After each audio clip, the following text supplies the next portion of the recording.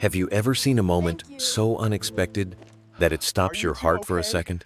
Imagine I am this: so a grateful for your homeless help. little girl, barefoot and exhausted, pushing a paralyzed boy across a dangerous street while his billionaire father watches in shock. What happened next changed all of their lives forever. Before we go on, allow me to wish you peace and good health. Tell me, from which country and at what time are you watching this story? Ellis Hawthorne had lived in Brattleboro long enough to know the sound of early autumn mornings. On most days, the church bells drifted softly across Main Street, gentle as a memory. But this morning felt heavier, as if the whole town held its breath. The sun had barely risen, casting a pale gold over the maple trees outside his window. He stood in the quiet kitchen, hands wrapped around a warm cup of coffee, watching the steam curl into the cool air. The house was still, the kind of stillness that made a man's heart ache if he lingered on it too long. Upstairs, Aiden sat in his wheelchair near the window of his room. He did not speak, did not call out, did not seem to notice the way the light crept slowly across the wooden floor. His small hands rested on his lap, limp and quiet. He had once loved mornings used to race his twin sister down the hallway, laughing so loudly the neighbors could hear through the walls.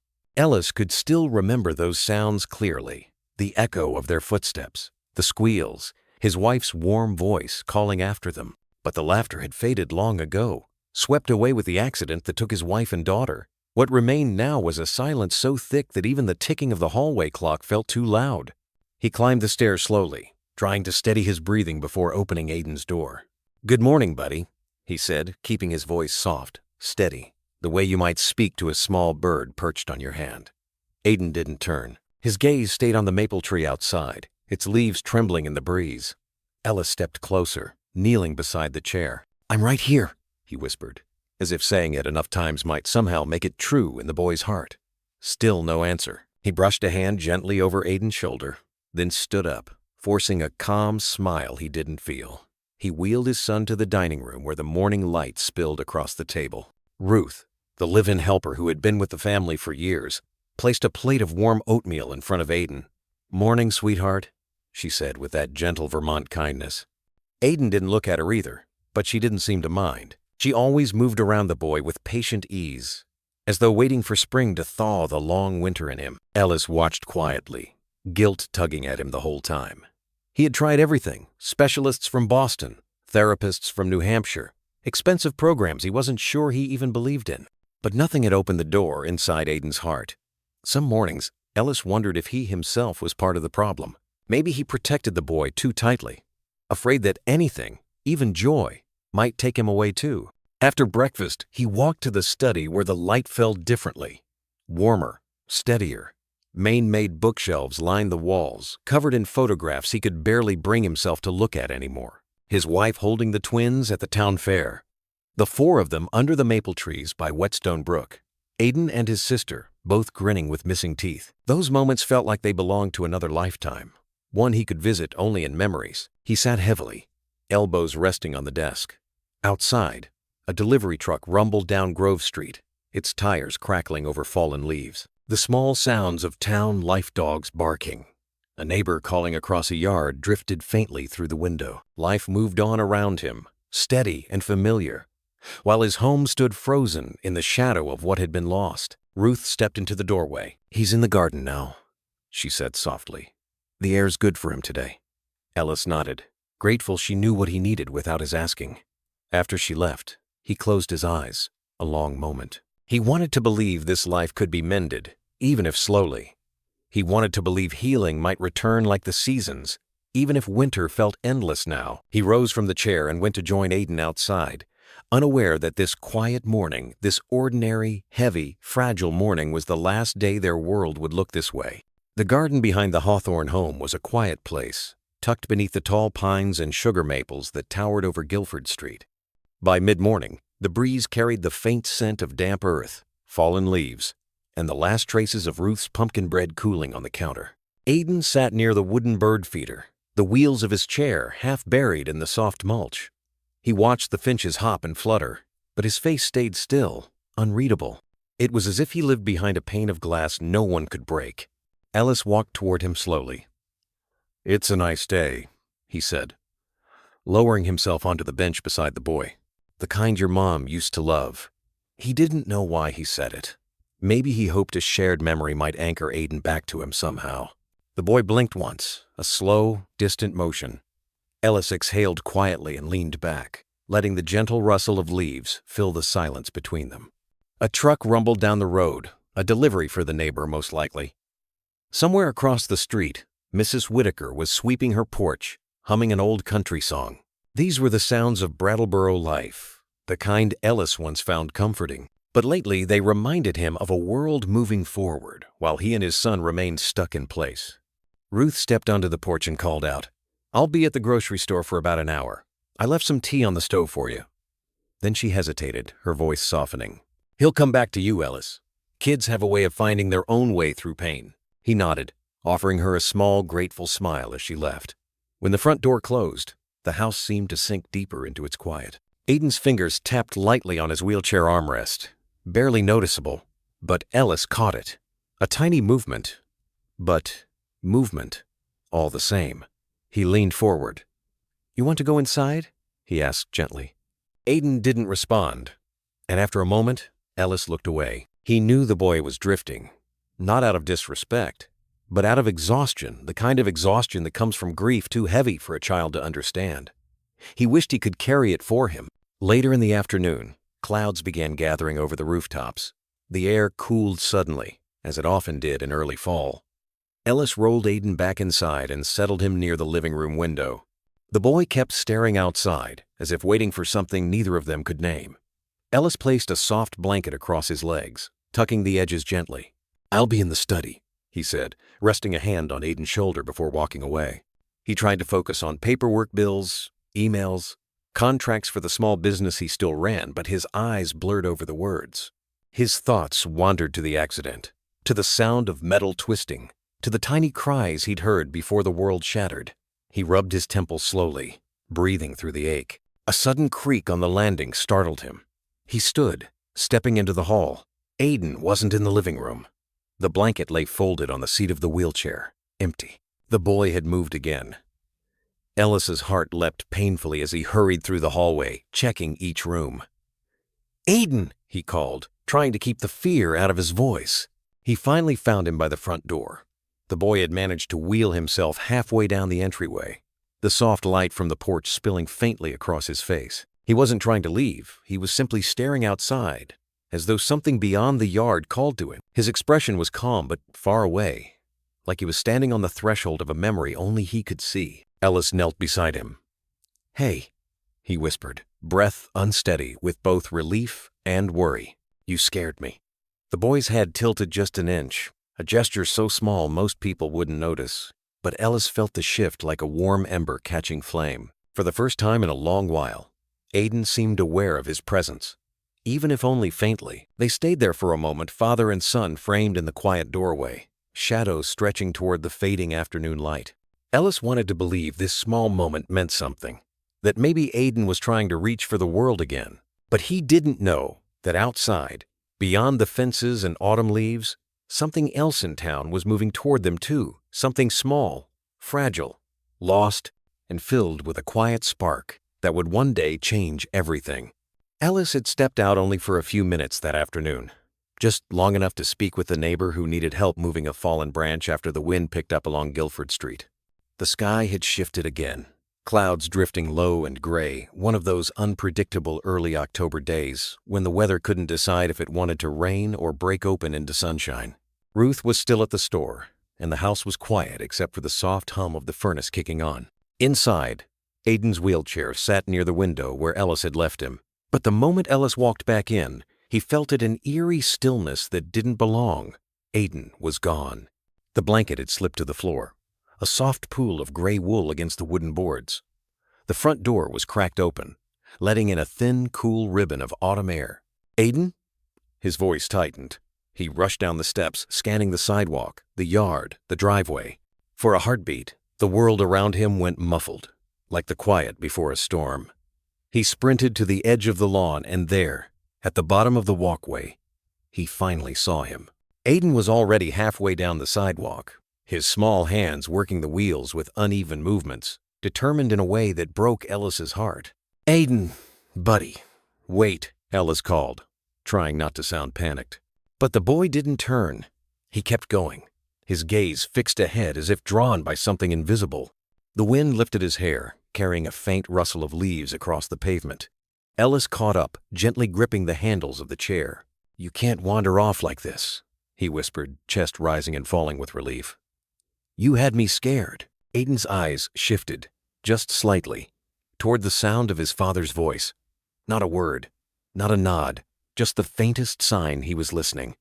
It was enough to make Ellis swallow hard. He turned the chair around, but Aiden's gaze drifted again, this time down the long stretch of Main Street, as if he were searching for someone. Ellis didn't understand, but the boy's eyes stayed fixed on the distance all the way home. Across town, on the opposite side of Brattleboro, a young girl named Lila wandered barefoot along the sidewalk. She hugged her thin coat close around her shoulders, the fabric too worn to keep out the chill. Her hair was tangled from the wind, and her steps were slow, careful. She had learned to move through town without drawing too much attention, slipping through crowds the way a small bird slips through branches, quiet, unnoticed. Her stomach had been empty since morning. She had asked politely outside the diner, outside the market, outside the tiny hardware store on Flat Street, but folks were busy, or distracted, or simply didn't see her. The world didn't have much space for a child without a home. Still, she kept going, not out of hope, but habit.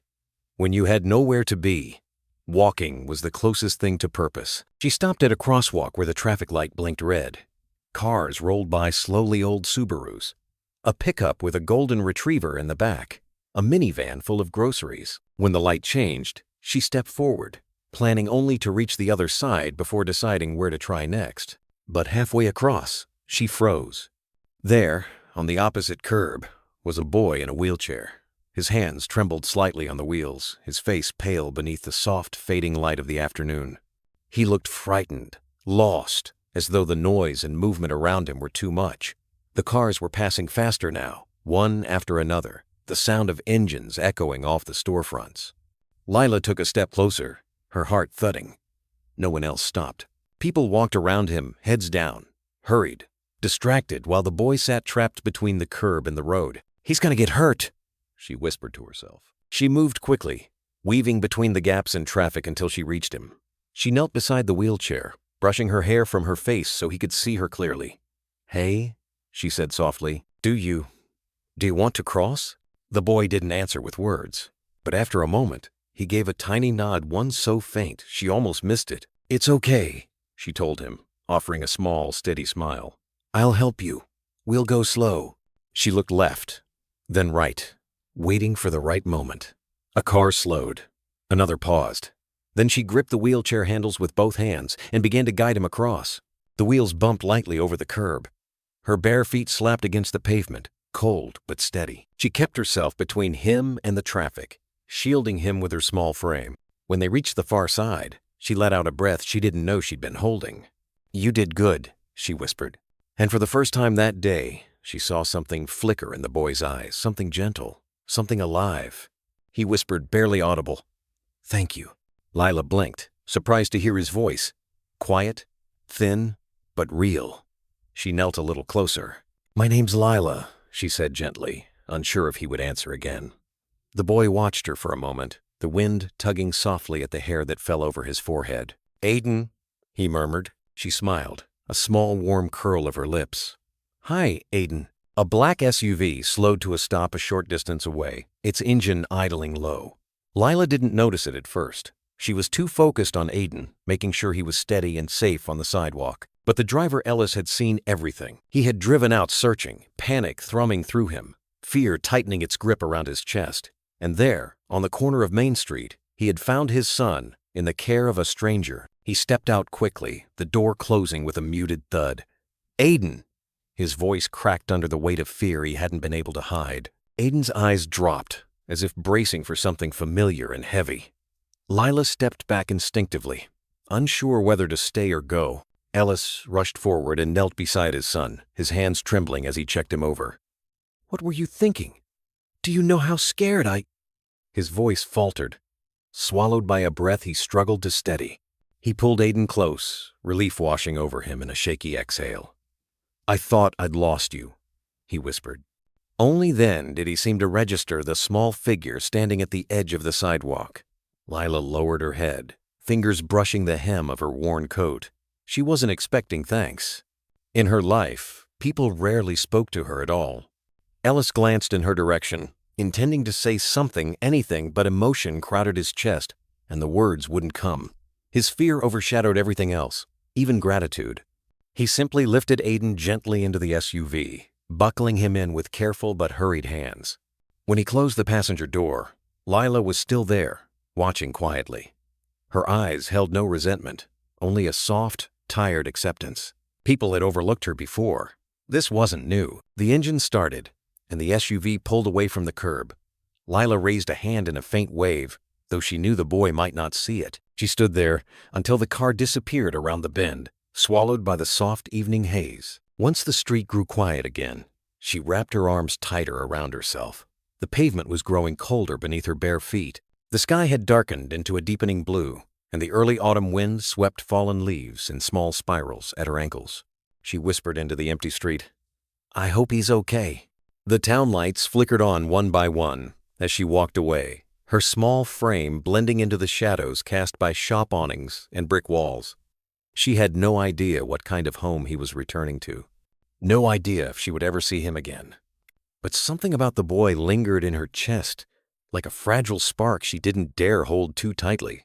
On the other side of town, Ellis drove with both hands clenched on the wheel, glancing at Aiden through the mirror again and again. He replayed the moment on the sidewalk, the girl's small hands on the wheelchair, her steady voice guiding his son to safety. His jaw tightened. In his rush, in his fear, he hadn't said a single word to her. Not even thank you. Aiden stared out the window, quiet but no longer empty. Lila's presence had left a small trace of light in his eyes, faint but unmistakable. Back on Main Street, the wind settled. The last of the orange leaves drifted lazily toward the ground. The town grew calm again, unaware of how two small lives had brushed together that afternoon quietly, gently, in a way that neither Ellis nor Lila yet understood. As the first streetlights buzzed awake, Lila found a spot near the library steps and curled her legs close to her chest, resting her head on her knees. She didn't feel angry. She didn't even feel sad. She felt invisible, like always. But fate, in its quiet way, had already begun turning toward her. And as the storm clouds gathered beyond the far hills, she remained unaware that someone had witnessed the kindness she tried so hard to hide. Someone who would remember her. Someone whose life would soon be changed because of it. The next morning arrived with a pale golden light that filtered gently through the curtains of Aiden's room. A thin fog hung over Brattleboro, softening the edges of houses and trees as though the whole town had been wrapped in a quiet hush. Ruth opened the window slightly to let in the crisp air, rich with the scent of wet leaves and pine. She placed a warm mug of cocoa on the small table beside Aiden's chair, though she knew he might not touch it. But something in the boy's expression was different. Not much, just a faint shift, like a ripple crossing still water. He kept glancing toward the garden, toward the old fence that separated their yard from the world beyond. His fingers tapped lightly on the armrest, stopping and starting again, as if following a rhythm only he could hear. Ellis noticed it too.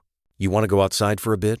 he asked, trying to sound casual, though hope stirred in him, careful and fragile. Aiden didn't nod. Not clearly. But his gaze lifted toward the garden again, and that was enough. Ellis wheeled him down the hallway, through the sliding back door, and into the early sunshine that spilled across the patio stones. The bird feeder swayed gently in the morning breeze. A squirrel darted across the yard, scattering leaves in a flurry of motion. Ruth spread a light quilt over Aiden's legs. "You let me know if you get cold," she said softly. "I'll fetch another blanket." She patted his shoulder before stepping away to tend to the thyme pots near the porch. Ellis took a seat on the wooden bench. "It's a pretty morning," he said, though his eyes rested on Aiden more than the garden. "Feels like the kind your mom used to hum through. Remember how she'd be out here before breakfast, trimming plants she didn't even know the names of?" He chuckled quietly, the sound warm but tinged with sadness. Aiden didn't speak, but he seemed to be listening. His eyes drifted along the fence, an old wooden structure with slats spaced just far enough apart to glimpse the street on the other side. Beyond it lay the rest of the town, quiet and waking slowly. Ellis followed his gaze. "Are you looking for something?" he asked. "Or someone?" He didn't expect an answer, but Aiden shifted in his chair. Just slightly. His hand moved toward the fence, a small gesture but full of intent. Ellis leaned forward, breath-catching. "Is it the girl?" he whispered. "The one from yesterday?" Aiden's lashes lowered, and though there was no clear nod, Ellis felt a certainty bloom inside him. That child, whoever she was, had touched something in Aiden that even months of therapy couldn't reach. Ruth approached with a small plate of butter cookies. "He looks different today," she murmured. "It's in his eyes, softer somehow." "He is different," Ellis replied quietly. Something woke up in him. They stayed outside for a long while, letting the sun climb higher. Aiden watched every movement beyond the fence, hopeful yet still withdrawn, like a boy waiting for a melody he'd once heard but couldn't reproduce. Across town, Lila walked slowly along the sidewalk near the park. She hadn't eaten since yesterday's small packet of crackers someone had handed her outside the thrift store. Her steps were tired, but she kept moving, guided more by instinct than plan. She spent her days drifting between spots she knew were safe library steps, the back of the bakery, the quiet benches near the river. No one asked about her. No one stopped her. And yet, as she walked, her mind kept drifting back to the boy in the wheelchair. She could still feel the weight of the handles beneath her hands, feel the tremble in his voice when he said thank you. It lingered with her, like a small light she carried in her chest. She wondered if he'd gotten home safely. She wondered if his father was still angry or scared. And she wondered, more than anything, if she would ever see him again. By late morning, she found herself wandering near a familiar residential street without realizing how she'd gotten there. The houses were larger here, set back behind tidy lawns and white picket fences. She didn't plan to stop. She never lingered in places that looked too nice, too cared for. But something pulled her attention toward a particular property with a tall wooden fence and a small blue birdhouse hanging from the maple tree. She stepped closer, her breath catching. There he was. Through the narrow slats of the fence, she saw Aiden sitting in his wheelchair, head tilted slightly, as if listening for something beyond the whisper of leaves. The sight made her heart lift in a way she hadn't felt in a long time. Unexpected, warm, almost like hope. She hesitated, unsure if she had the right to approach. But Aiden's eyes found hers through the fence recognition flickering across his face, like the faintest glow of morning sun breaking through clouds. Lila stepped forward, lowering herself to her knees so she could see him more clearly. "Hey," she whispered softly, smiling in a way she rarely let herself. "You remember me?" And the boy, who had spent so long locked away in silence, gave the smallest, gentlest nod. The nod was small, almost hidden, but to Lila it felt like the sun warming her hands after a long, cold morning. She settled closer to the fence, brushing aside a loose strand of hair so she could see him clearly. "I'm glad you're okay," she whispered, a softness in her voice that came only when she spoke to someone who needed gentleness. "You looked scared yesterday." Aiden's gaze drifted toward her, then toward the worn patch of grass by the fence, as if trying to find the right place to anchor his thoughts. His lips parted, but no words came. Still, something in him seemed lighter, like a window cracked open after months of being sealed shut. On the porch, Ruth noticed the shift in Aiden's posture. "Mr. Hawthorne?" she called quietly. "There's someone by the fence." Ellis stepped outside, wiping his hands on a dish towel. When he saw the small shape crouched beside the slats, his breath stalled, not from fear this time, but from recognition that hit him with a gentle pang. The girl, the one he hadn't thanked, the one he'd been too consumed by panic to even look at properly. He walked forward slowly so he wouldn't startle them. Aiden's eyes followed him with a nervous flicker, but Lila didn't move. She simply shifted to sit back on her heels, keeping her hands folded in her lap. Ellis approached the fence but stayed a respectful distance away. "Hello," he said, voice low and warm in the cool morning air. "I remember you." He paused, searching her small, tired face. "You helped my son yesterday." "I didn't get the chance to say thank you." Lila shook her head. "You don't have to. Anyone would have helped." He wanted to tell her that wasn't true, that most people had hurried past, too distracted to notice a frightened little boy in danger. But he could see by the way she lowered her eyes that she wasn't used to kindness being directed her way. So he chose his words carefully. "Well," he said gently, "I'm grateful, whether you believe you deserve the thanks or not." His tone softened even further. "May I ask your name?" She hesitated, then answered quietly. "Lila? That's a beautiful name," Ellis said, and he meant it. "You're welcome to rest by the fence if you'd like. It looks like you've been walking for a while." Lila's cheeks flushed a light pink under the early Sunday. She murmured something that sounded like, "Thank you," though it was barely more than breath. Aiden reached for the fence then, fingers trembling as if he wanted to touch the slats between them to bridge that small distance. Lila noticed and leaned in a little closer. "Do you like being out here?" she asked softly. He blinked once, then again a slow, deliberate motion. Ruth watched from the porch, her hand resting over her heart.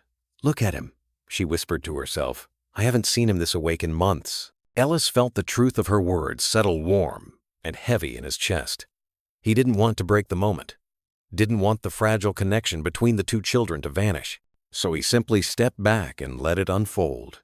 Lila sat there for a long while, telling small stories in her quiet, musical voice stories about watching the ducks near the river, about the library steps warming in the sun, about a stray cat she had seen sleeping on a porch swing. Aiden didn't speak, but his eyes followed every word. The breeze carried her voice across the yard, soft and calming, like a lullaby only the heart could hear. When the story slowed, she looked at him with a warm, tentative smile. "Do you want me to sing something?" she asked. Aiden gave the smallest nod. So Lila inhaled gently and began to sing a tune so soft it almost blended with the rustling leaves. Her voice floated over the fence, over the garden, over the quiet house. It was simple, sweet, the kind of melody that could steady a trembling heart. It traveled all the way to the porch, where Ruth stood still as stone, her eyes beginning to shine. Inside the house, Ellis paused mid-step as the song drifted through the open door. Something about it made him stop completely, hands falling to his sides. The music tugged at him, stirring a place he thought had gone numb after the accident. He walked to the window and looked out toward the fence. Aiden was leaning forward ever so slightly, his face softened by something that looked achingly close to peace. The boy who had pulled into himself for so long was opening, just a little, like the first leaf of spring pushing through frost. Ellis felt his throat tighten. He whispered into the quiet room, "Please, don't stop." But Lila kept singing, unaware of the way her voice reached the farthest corners of the house, unaware of the man watching with a heart so full it hurt, unaware that this small, gentle act was planting the first seed of hope the family had felt in a very long time. And as the last notes drifted away on the afternoon breeze, something delicate and undeniable settled into Ellis's chest, a realization that nothing in their lives would ever be the same again. For the next few days, the house on Guilford Street felt a little less hollow. The change was small, almost whisper soft, but Ellis noticed it in the way Aiden lifted his head when they rolled him outside, in the way his gaze drifted toward the fence long before anyone else stepped into the yard. Ruth noticed it too, she said. The boy's eyes didn't look as distant, as though a faint glow had taken root behind them. Every morning, Aiden seemed to wait, and almost every morning Lila appeared. She never stepped onto the property. She always stayed by the fence, as if afraid she might disturb something delicate. Sometimes she sat cross-legged on the grass outside the slats. Other days, she simply leaned close enough so her soft voice could carry through the gaps. She told Aiden about the stray kitten she'd seen again, or about the maple leaves turning bright red along the bridge, or the way the bakery on Main Street smelled of cinnamon first thing in the morning. And sometimes, when he grew very still, she would sing. Those short melodies drifted across the yard like warm currents of air, softening the sharp edges of the house's silence. Ellis often stood inside the kitchen holding a cup of coffee grown cold, listening from the doorway. He didn't speak, didn't interrupt. He was afraid the smallest sound might break the fragile thread between the two children. But as the days passed, a tension began growing under the surface. Ellis felt it each time he looked out the window and saw Lila's thin coat or the way she rubbed her hands together against the cold. He felt it when she winced from the wind, or when he saw her shiver in her light shoes, or when she stood up a little too slowly. A child shouldn't be wandering the streets alone, especially with the weather turning colder. It stirred something protective in him, something he'd kept locked away since the accident. He wasn't the only one who sensed it. One morning, while Lila finished humming a lullaby, Ruth leaned toward Ellis and whispered, "That little thing looks tired, sir. I don't think she has a place to go." Ellis nodded silently, but neither of them spoke further. They didn't know how to ask a child where she slept at night without scaring her away. And then, suddenly, everything changed. It was late afternoon when Ellis received the call. The real estate agent spoke briskly, unaware his words were unraveling the gentle rhythm that had just begun to heal Ellis's home. "Mr. Hawthorne, the property you requested is ready for move-in. Paperwork is done. You can transfer as early as today. It's located at the end of Birchwood Lane.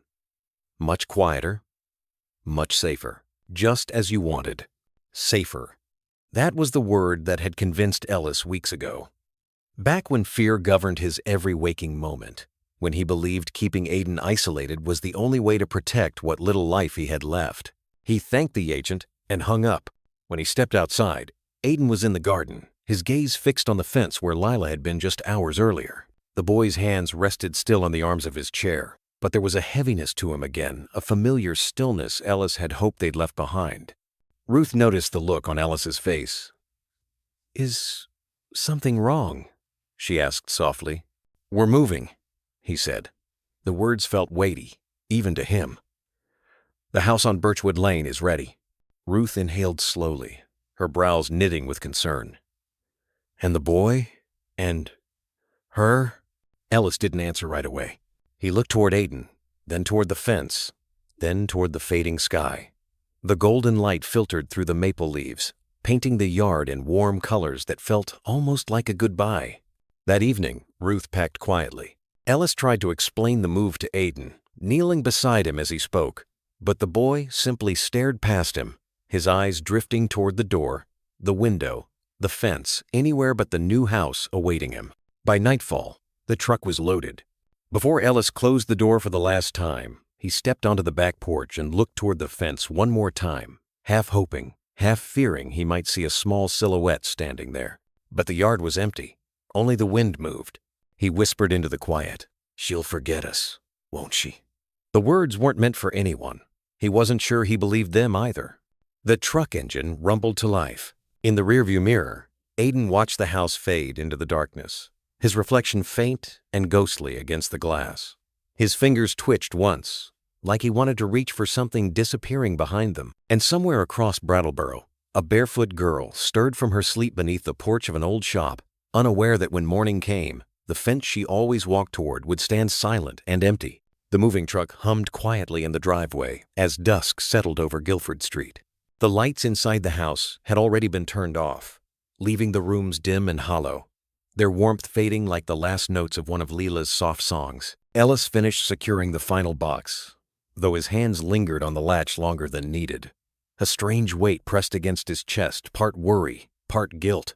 When he stepped back into the living room, Aiden was sitting near the window, his small face pale in the fading light. He wasn't crying, but something about the stillness around him felt deeper than sadness. He kept looking toward the garden, toward the fence that was now just a dark outline against the evening. Ellis knelt beside him. "The new house will be good for us," he said quietly, though even he wasn't sure if he believed it anymore. "It's safer, quieter." But Aiden didn't respond. His gaze stayed fixed on the yard. They were leaving behind the patch of grass where sunlight had felt warm, the maple tree whose leaves now glowed ember red, and the narrow fence where a soft voice used to slip through the slats like morning breeze. Ruth came to help wheel him toward the door. "We'll make it home," she murmured, trying to cushion the moment with her gentle certainty. The engine started. The truck pulled away. Through the back window, the house grew small, then smaller, until it disappeared completely behind a bend of trees. Across town, Lila woke with a shiver under the dim light of a street lamp. She rubbed her eyes, stood up slowly, and began walking toward the one place that had felt safe these past few days. But when she turned the corner onto Guilford Street, the house stood dark, the yard silent, no chair in the garden, no warm light through the back window, no one waiting by the fence. She took a step closer, breath catching in her throat. They were gone. The quiet settled around her like cold mist, and for the first time in a long while, she felt something break softly inside her, too small to be a sob, too deep to be a sigh.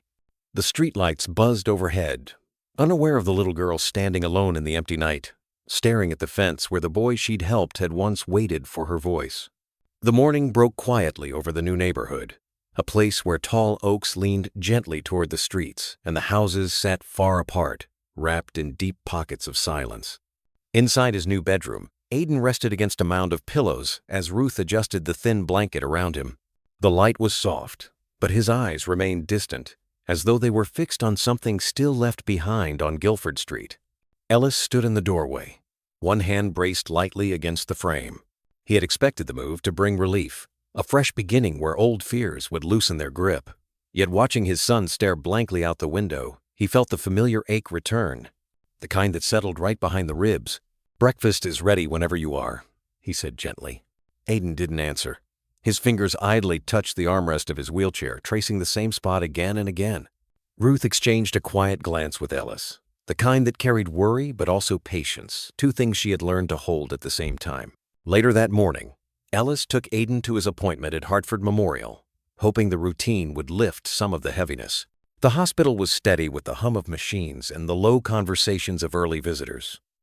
Dr. Wilcox greeted them with the same calm warmth he always carried. He ran through the usual tests, reflex checks, gentle stretches, small movements, but as he stepped back, his brow softened. "He's regressed a little," the doctor said quietly. "Not physically, emotionally. Something important may have been lost in the transition." Ellis swallowed. "Lost?" The doctor nodded. "Sometimes recovery depends on connection more than medicine. When a child finds something or someone that gives him a reason to push forward, removing that can cause him to retreat." "Oh." Aiden looked away, eyes fixed on a speck of sunlight resting on the wall. Ellis's voice dropped. "He smiles less. He hardly speak." "And he won't," Dr. Wilcox replied, "until whatever gave him hope returns to him. Or he finds something just as strong." The words struck harder than Ellis expected. As he wheeled Aiden toward the parking lot afterward, the hospital door slid open behind them with a soft hiss, but the silence that followed felt heavier than the crisp autumn air.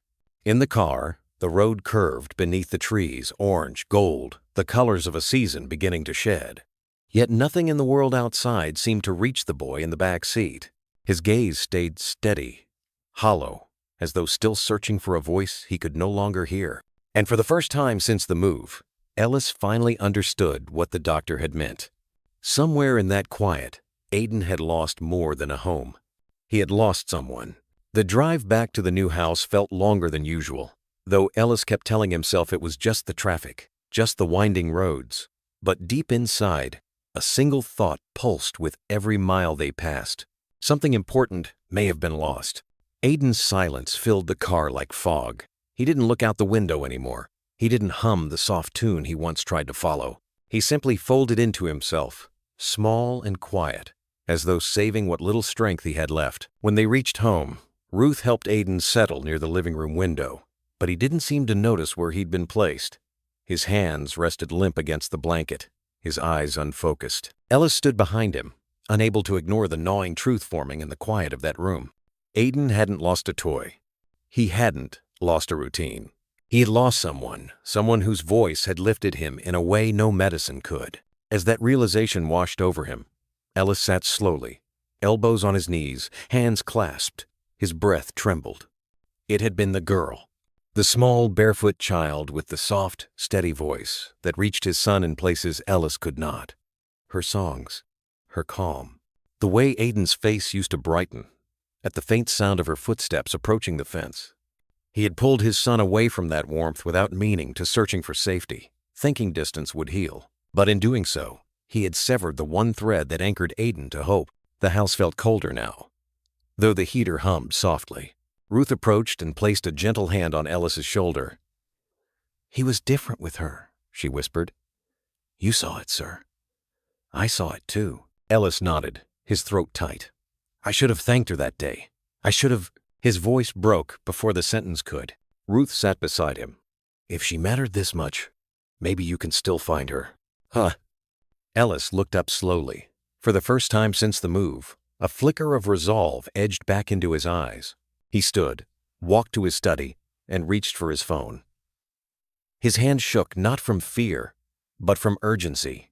A father's urgency. The sun was dipping behind the trees when he dialed the number. "I need your help," he told his assistant the moment the call connected. "There's a girl. Her name is Lila. She lived near our old place. Find her, please." And his voice softened at the end, not a command, not a request, but something in between, something close to a plea. After the call ended, he stood by the window, looking out over the new neighborhood. It was quiet. Too quiet. The kind of quiet that reminded a person of everything missing. Behind him, Aiden shifted slightly, eyes still distant. Ellis whispered to himself, to the room, to the fading light. "We'll find her, son. I promise." Outside, the day slipped into evening, as though carrying the message away toward a little girl somewhere in the city, unaware that someone was finally coming back for her. 2 days after Ellis made the call, the early morning in Hartford felt colder than usual. A thin layer of mist hovered above the sidewalks, turning every passing figure into a soft silhouette. The city moved slowly at that hour, as if trying to wake without disturbing anyone who might still be dreaming. Ellis sat by the kitchen window, a cup of untouched coffee cooling in his hands. He'd barely slept. Every quiet room in the new house reminded him of how different things had become, how Aiden's silence now felt heavier than the walls themselves. Ruth moved quietly behind him, preparing breakfast, trying not to let her worry seep into her voice. A soft vibration from the table cut through the stillness. Ellis looked down.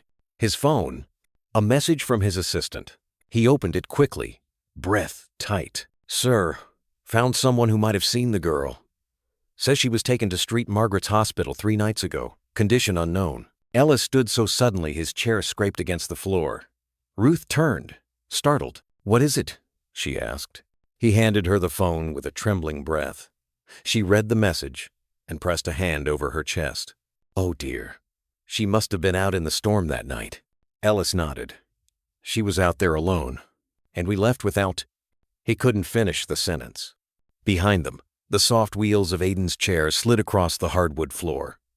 He'd awakened earlier than usual, drawn perhaps by the hushed urgency in the house. He stopped near the doorway, eyes flicking from Ellis to Ruth. "Dad?" he whispered, one of the few words he'd spoken in days. Ellis went to him immediately, kneeling beside the chair. "We found where she might be, buddy. We're going to see if she's okay." And the faintest shift crossed Aiden's expression, like a small crack in the shell he'd built since the move. His fingers tightened around the armrest, not with fear this time, but something closer to fragile hope. Ellis placed a gentle hand over his son's. "We'll go now." Minutes later, Ellis lifted Aiden carefully into the car while Ruth gathered a blanket and a thermos of warm tea. The drive to St. Margaret's took them past rows of tall brick buildings, old churches with white steeples, and Corner Dulles opening for the morning. The city was waking up, but inside the car, the air felt still heavy with anticipation. When they arrived, Ellis parked beside the emergency entrance.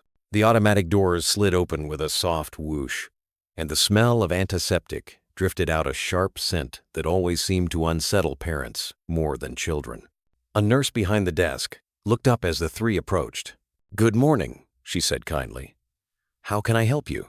Ellis stepped forward. "We're looking for a little girl. Her name is Lila. We heard she might have been brought here a few nights ago, during the storm." The nurse's expression softened in a way that made Ellis's heart fold in on itself. "Yes," she said quietly. "A girl was brought in that night. Small, thin, very cold. She was alone." Aiden gripped the armrest tightly. Ellis swallowed. Can we see her?" The nurse glanced at her chart. "She was moved from emergency to pediatric ward B yesterday. She's stable now, but she hasn't had any visitors." Aiden let out a small breath, barely a sound, yet full of relief. The nurse nodded toward the hallway. "You're welcome to go up.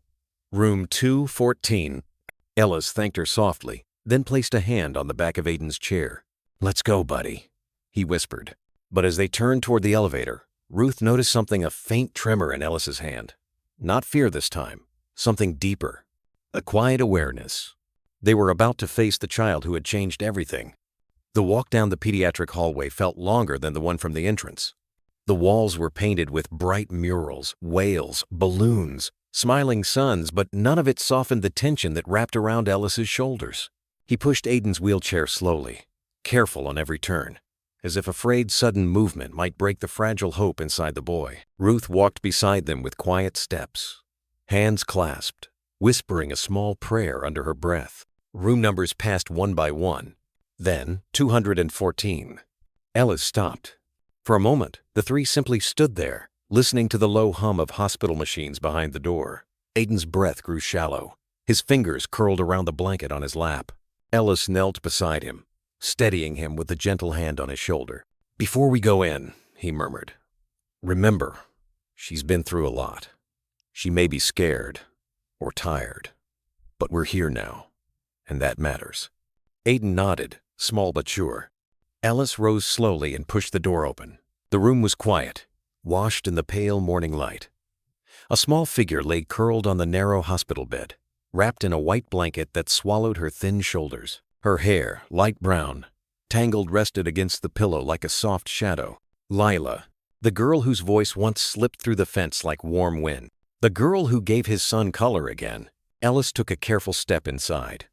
Ruth held the door. Aiden's eyes widened, trembled, then softened with something Ellis hadn't seen in days' recognition. The monitor beside her bed beeped steadily, calm and fragile at the same time. Ellis spoke first, his voice low, as if he were approaching something sacred.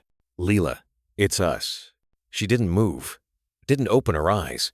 Aiden swallowed and raised a trembling hand, small, hesitant.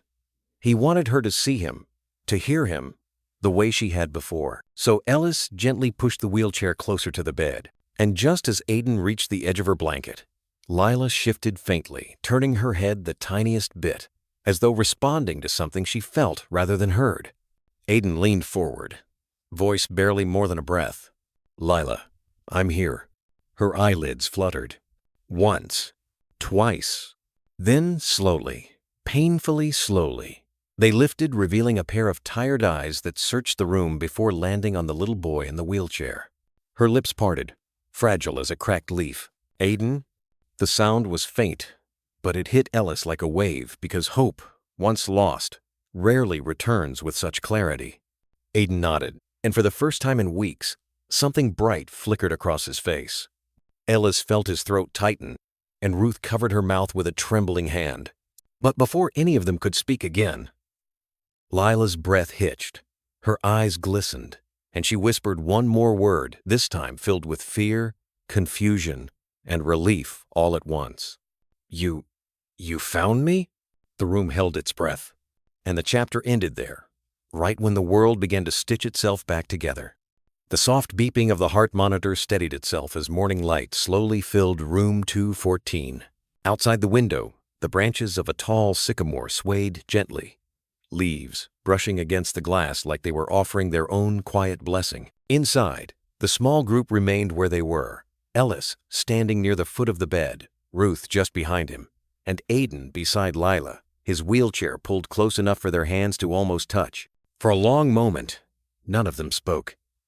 They didn't need to. The room felt wrapped in the kind of silence that wasn't empty, but tender like a pause before something important begins.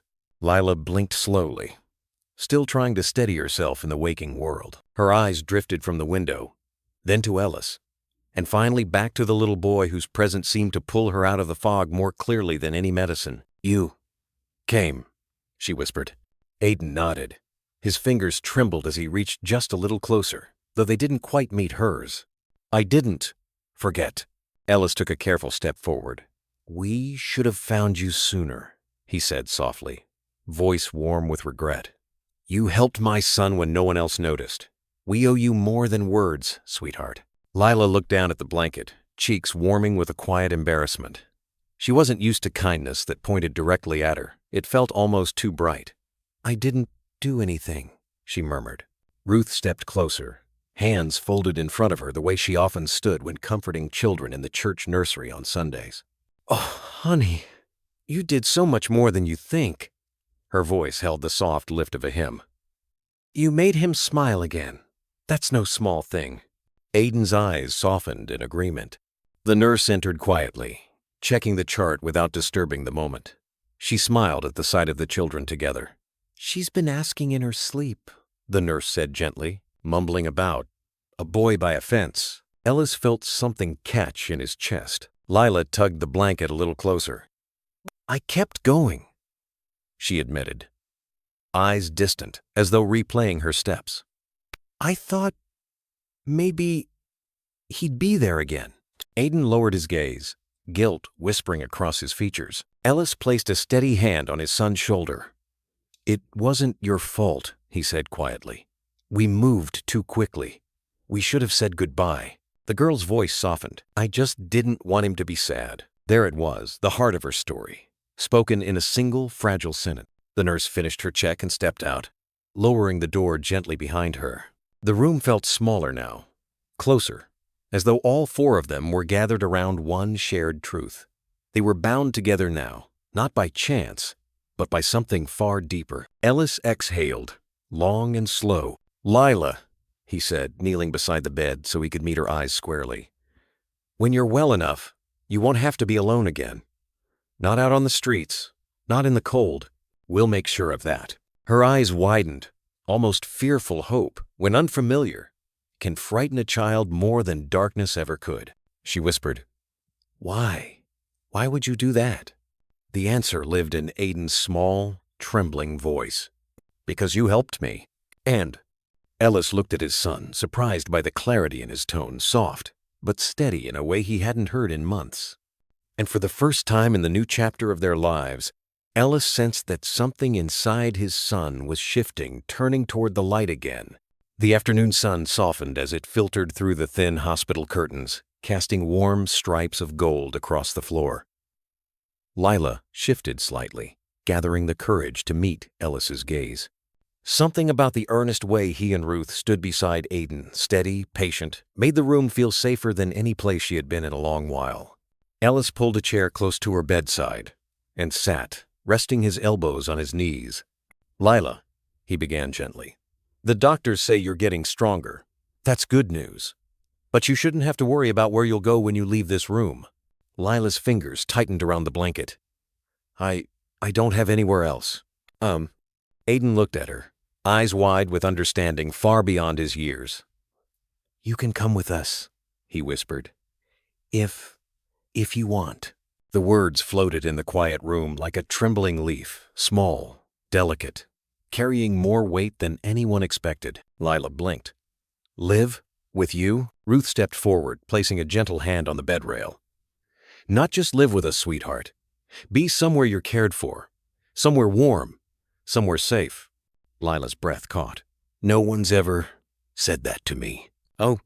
Ellis swallowed against the tightness rising in his throat.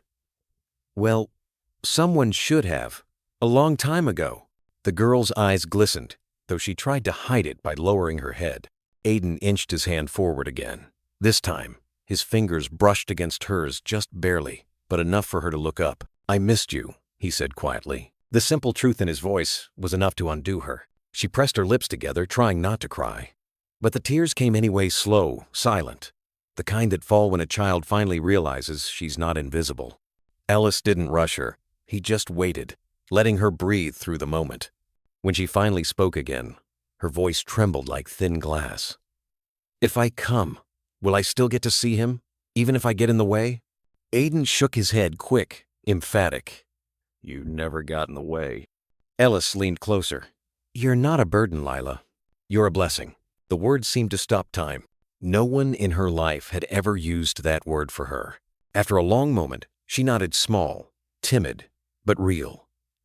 Okay, she whispered. I'll go. Aiden smiled an honest, trembling smile, and Ruth covered her mouth to keep from crying.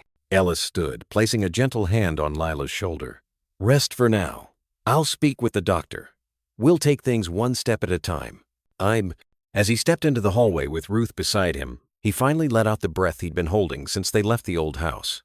She's coming home, Ruth murmured. Ellis nodded, staring at the far end of the corridor where the light pooled softly across the floor. Yes, he whispered. And maybe that's where our healing begins. Behind the closed door, Aiden stayed beside Lila's bed, humming the quiet melody she once sang to him through the fence, soft, warm, and full of promise. And somewhere in that gentle tune, the first outline of a new family began to form.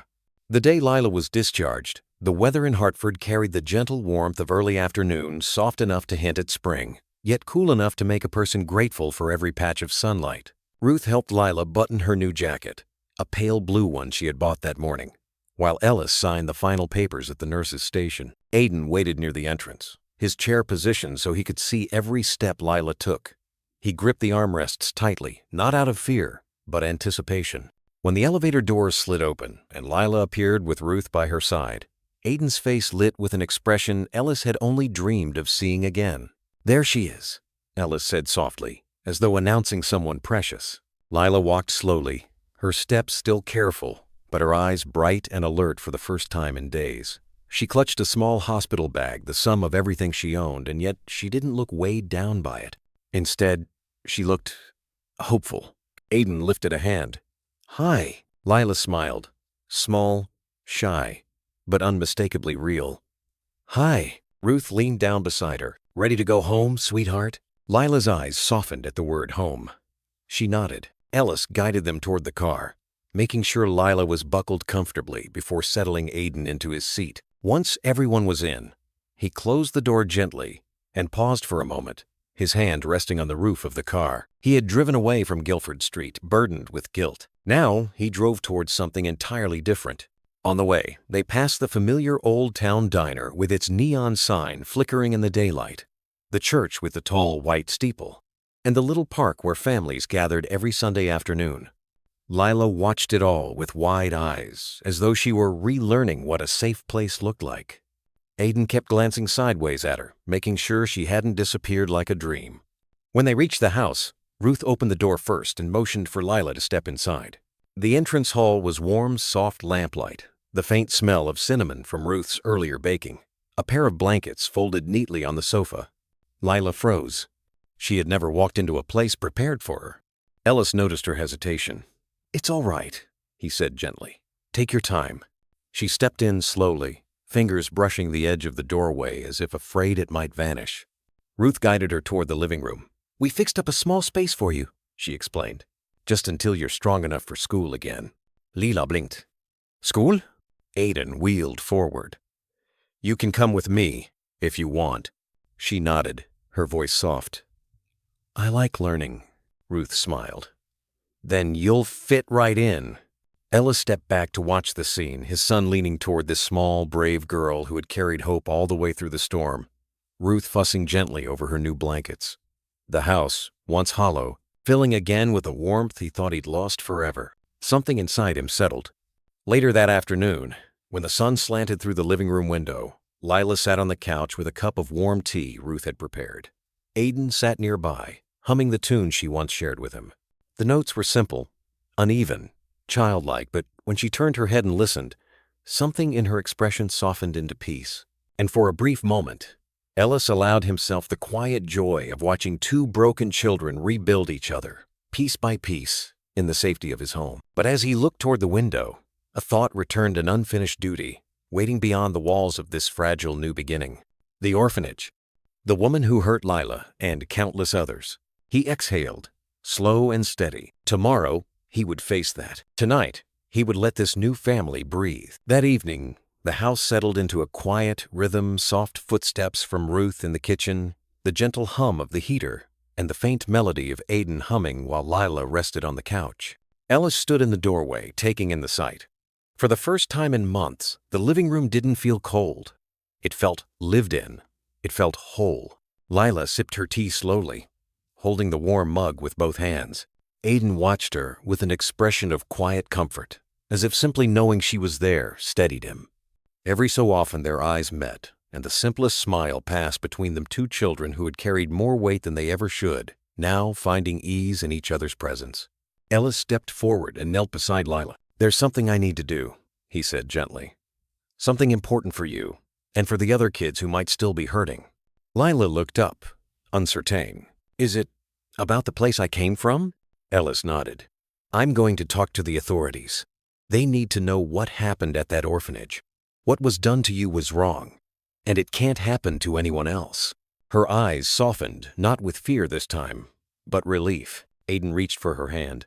"You're safe now. Dad fixes things." Ellis smiled faintly at the boy's faith. "I'll try my best." Ruth returned with a folded blanket and draped it gently over Lila's legs. "Tonight, you rest," she murmured.